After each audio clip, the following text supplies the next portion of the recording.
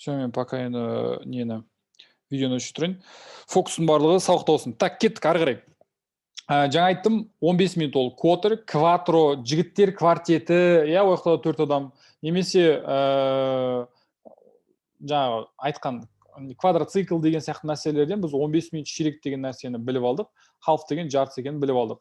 To деген I go to school мен қалды ол. Pass деген өткен шақ сияқты кетті деген мағынаны айттық. Астындағы мысалында what time is it? Сағат неше болды? It's quarter past 12. Яғни 15 минут кетті 12-ден деп айтқан болатынбыз. Енді осының несін істеп көрейік? Практикасын істеп көрейік. What time is it? It's a quarter to 6. Ал жазып көріңіздер, сағат қанша болды мынау? It's quarter to 6 пен what time is it? It's half past 6. Дұрыс жауаптарын тауып көріңіздер. Бұл жерде керісінше берілген, иә. Әріппен жазғанды санымен табу керек.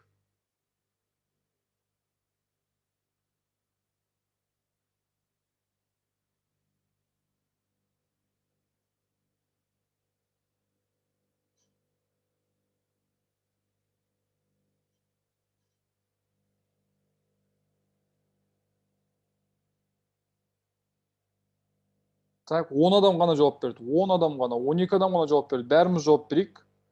Жаңа айттық қой. Біріншісі минут тұрады. Quarter деді ма, болды ғой 15 минут деп қарайсыз ғой примерно. To деді ма, значит ол бара жатыр деді ғой, I go to school, мен мектепке деп айттық.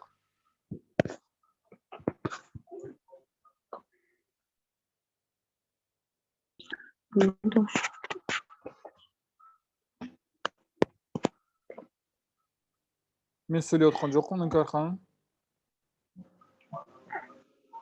Сөйлеп. Так. Не өкпетті мынаған.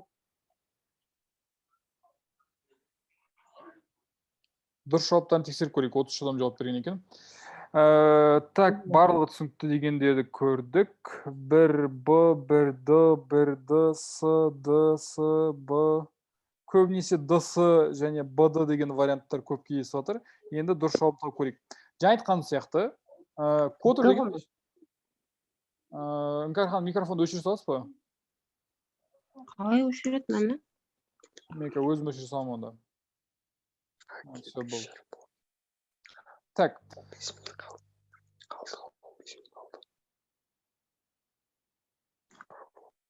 Кім сырлау қалды?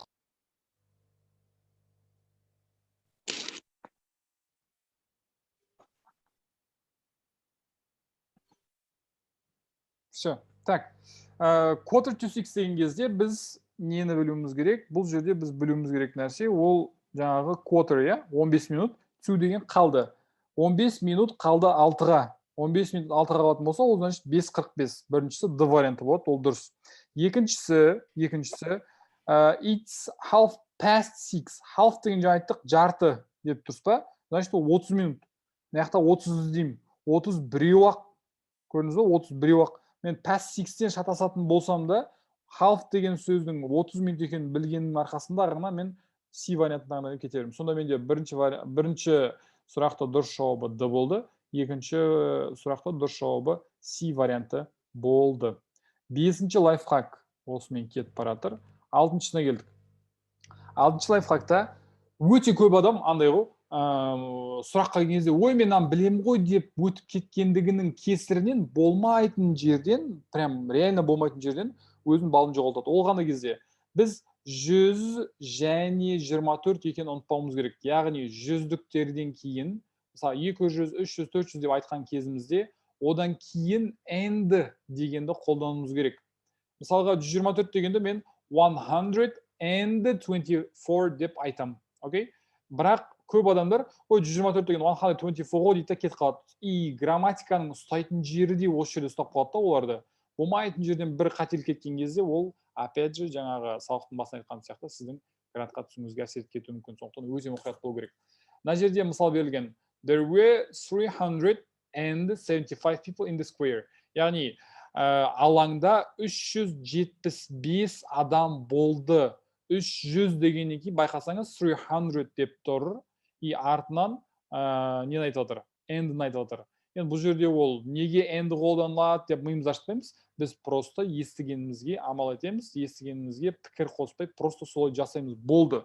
Ағылшындықтардан неге деп миды ашып сұрайтын болсаңыз, оны ешқандай сізге қазір пайдасы жоқ, потому что біз тесттен дұрыс жауапты табуымыз керек деген идея ғана бар, иә.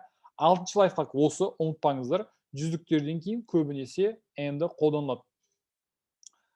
Неге байланысты? Практикасына байланысты. Мына жерде this sandwich costs $525. $525 дегенді мына жерден дұрыс варианты қайсы? Айтып көріңіздерші.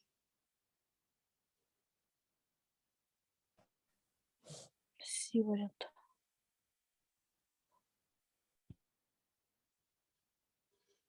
Так, жаза беріңіздер. Айтып көріңіздерші деп айтыппын ғой. Жаза беріңіздер.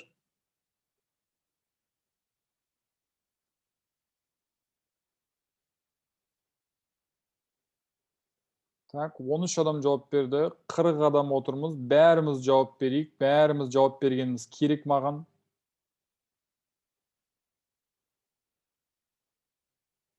%95% C депті. 5% адам. Ол бір адам пока D деп жауап беріпті. 2 адам D деп жауап берді. Дұрыс жауабын айтайық. 500 and көрдіңіз ба? Опять 2 адам осы жерден ұсталып қалып тұр.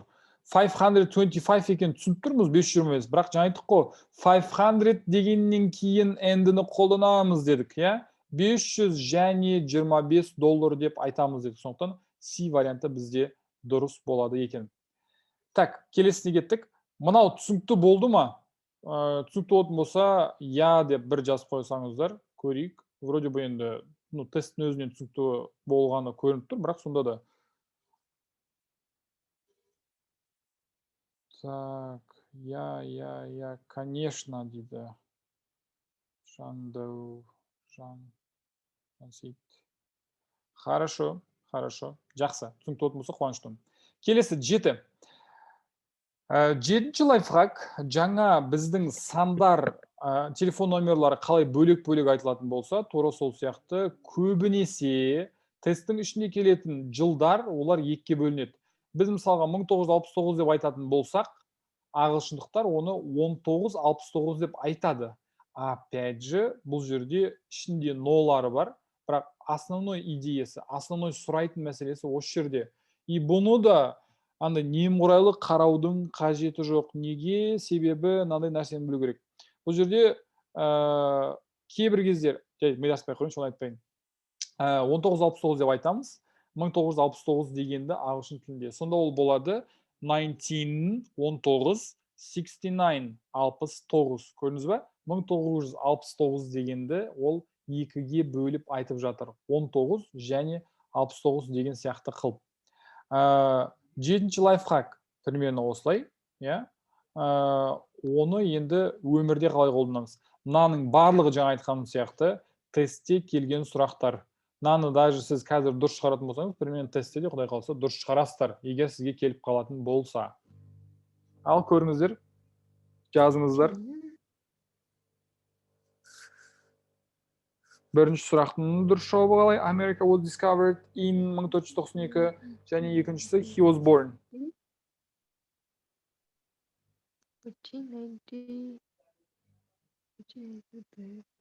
Жазайық. Жазайық.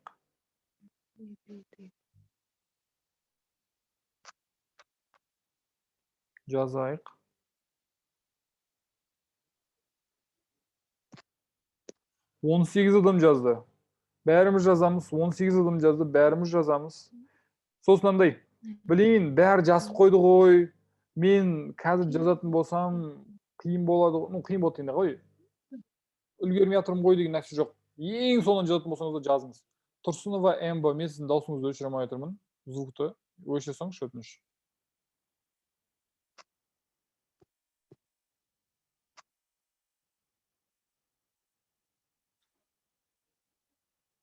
Так.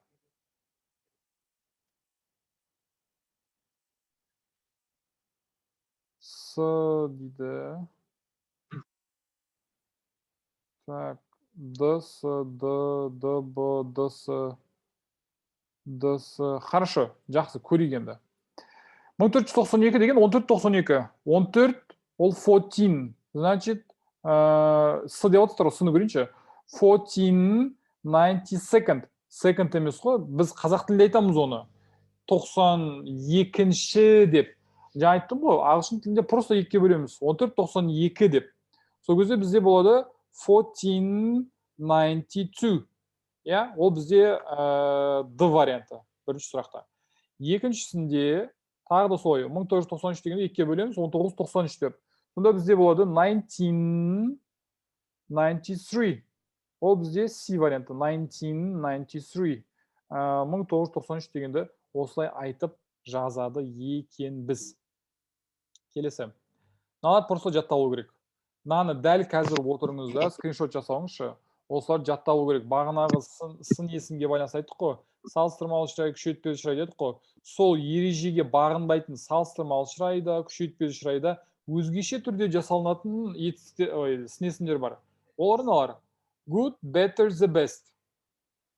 Жақсы, жақсырақ, ең жақсы. Bad, worse, the worst. Жаман, жаманырақ, ең жаман. Little, less, the least. Кішкентай, кішірек, ең кіші. Far, farther, further, the farthest, the furthest. Алыс, алысырақ, ең алыс. Many, more, the most. Үлкен, точнее, көп, көбірек, ең көп. Old, older, elder, the oldest, the eldest. Кәрі, кәрірек, ең кәрі. Бұл жердегі менің идеям бүкіл нәрсені сіз аудармасын жаздырып алуды күту емес. Главный идеям сіздерге осының бар екенін жеткізу, потому что олар сын есімге байланысты сұрақтарда основной сұрайтындары осылар. Осы ережені ауытқулар сұрайды. Неге бұл ондай? Потому что бағана айттық қой, салыстырмалы шырайы ол бір буын болатын болса, ER жалғану керек еді. Мысалға, good, gooder болу керек еді ғой. А бұл жерде gooder емес, better болып кетті. Ал күшейтпелі шырайда EST жалғану керек еді goodқа, потому что бір буынды, бірақ the best болып кетті. Бұл ешқандай ережеге бағынбағандықтан бұларды просто жаттап алу керек. Ары қарай уже іс жаққа не істемейміз. Миымызды ашытпаймыз. Осыларды просто жатталу керек.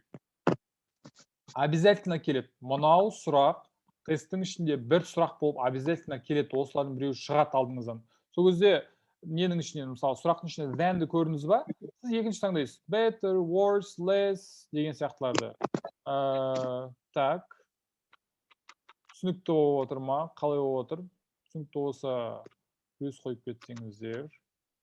Мынаны жатталу керек деген нәрсе. Мен бұны слишком қатты андай бір нәрсе жоқ. Просто жатталу керек.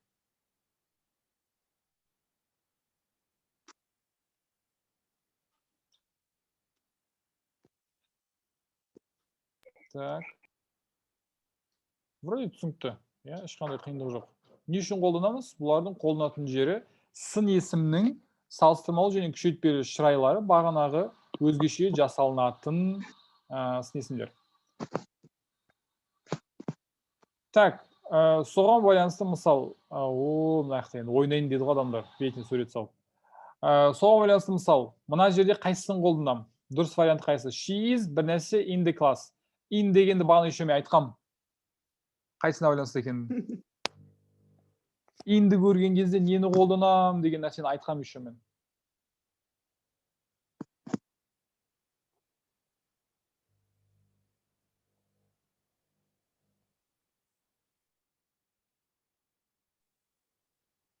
Так, 14, 15,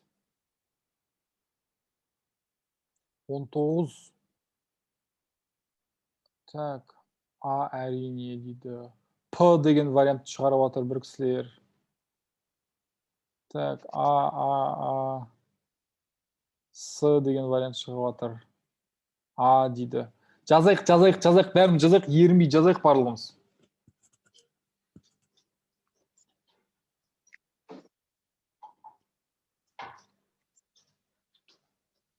Так, көпшілік А депті, жақсы. Бұл жерде дұрыс вариантта she is the best. Дұрыс айтып отыр. Бұл сөзді барлықтарыңыз білесіздер деп ойлаймын. Ең жақсы. Ол класстағы ең жақсы деген мағынаны білдіреді екен. Ары қарай кеттік. 9-шы біздің білуіміз керек нәрсе ол many, few, a few, much, little, a little деген нәрсені білуіміз керек.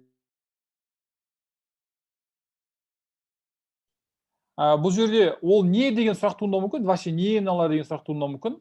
Бұл біздің саналатын және саналмайтын зат есімдер болады. Мысалға мен 1 2 3 4 5 деп қолмен санай алатын жалпы санаққа келетін нәрселерді саналатын зат есімдер деймін ағылшын тілінде. Ал санаққа келмейтін нәрселер бар, оларды мен саналмайтын зат есімдер деп айтамын. Мысалға су саналмайды. Бүкіл сұйықтықтар саналмайды. Бүкіл материалдар саналмайды. Мысалға темір деген сияқты, иә. Оны айтып миыңыз ашқым келіп тұрған жоқ, бірақ мына сөздерді солармен қолданады. Many, few, a few дегендер саналатын заттармен қолданылады.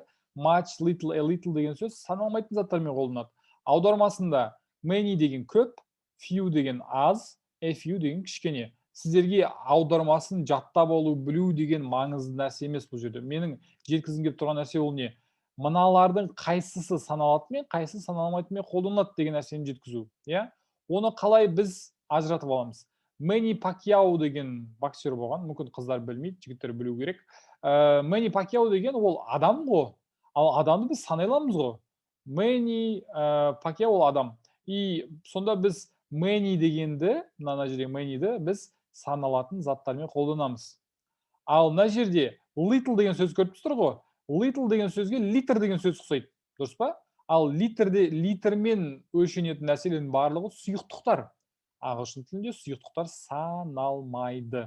Соны шатастырмау үшін сіздерге өмірден мысал беріп жатырмын.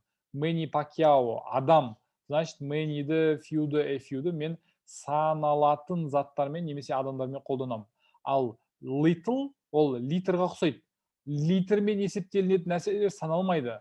Значит мен much, little, a little деген сөздерді саналмайтын заттармен қолданамын деген ассоциация болу үшін айтып жатырмын. Потому что ертең сіздер, так, мына жерде sugar тұр, так, sugar деген шекер, ол санала ма, саналмай ма? Саналмайды. Значит, қайсысын қолданамын деген кезде Little'дың жанында матч бар еді ғой, деп есіңізге ассоциациямен түсу үшін айтып отырмын бұл нәрсені. Кішкене андай, егер бастапқы деңгейде болатын болсаңыз ауырлау, егер мына сөздерді білетін болсаңыз, онда бұл нәрсе сізге екеуінің ара жігін ажыратуға өте қатты көмектесетін нәрсе деп есептеймін. Так, соған байланысты мына жерде сұрақ. Бұл сұрақтың жауабы қандай? Жаза қойыңыздар.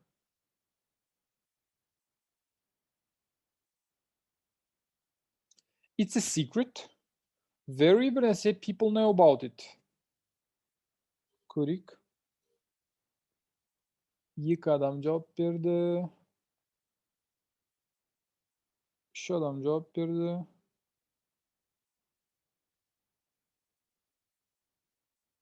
7, 10, 12. Бәріміз жазайық. Бәріміз 40 адам отыр мына жерде. Бәріміз жазайық. Жеңіл ғой, people деген сөзді білетін шығарсыздар. People деген адамдар. Адамдар санала ма, саналмай ма? Адамдар саналады. Значит, біз нені қолданамыз?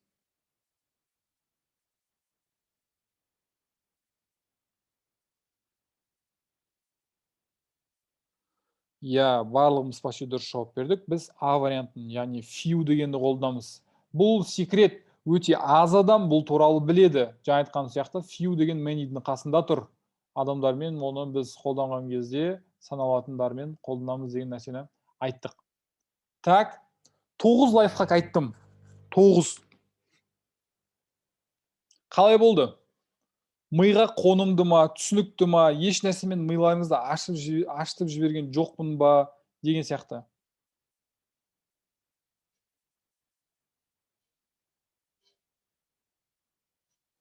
Few мен a few қандай айдынса? Few деген сөз аз, a few деген кішкене, немного. Мысалға сіз анау, қалай айтсам, менде кішкене досым бар деп айтпайсыз ғой, менің досым аз деп айтасыз ғой, немесе менің досым көп деп айтасыз, иә? Түсінікті дейді, керемет, түсінікті қайсысы болды? А ма дейді, иә, А болды. Нақты түсіндірілді, жақсы. Қайсысын қалай қоямыз дейді. Айттым ғой, саналады, саналмайтынға байланысты.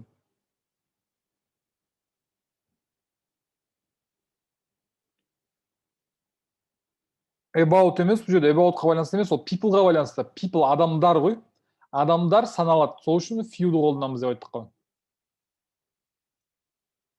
ағылшын білмесем де дұрыс жауап тауып отырмын кейбіреуін. Енді дұрыс қой, енді табасыз қой, іңкәр. Егер кішкене мұқият тыңдайтын болсаңыз, одан да көп табасыз. Так, енді 10-шы лайфхакқа келдік. 10-шы лайфхак ол бізде мынандай лайфхак. Өмір тең мүмкіндік деген лайфхак. Неге екенін айтайын. Бұл бір андай философияны жеткізудің идеясы емес, бұл сіздерге бір андай пайдалы болсын деген ниеттегі нәрсе. Қараңыздар. Өмір ол мүмкіндік, мүмкіндіктер ол шексіз бізге күнделікті беріліп жатады, дұрыс па?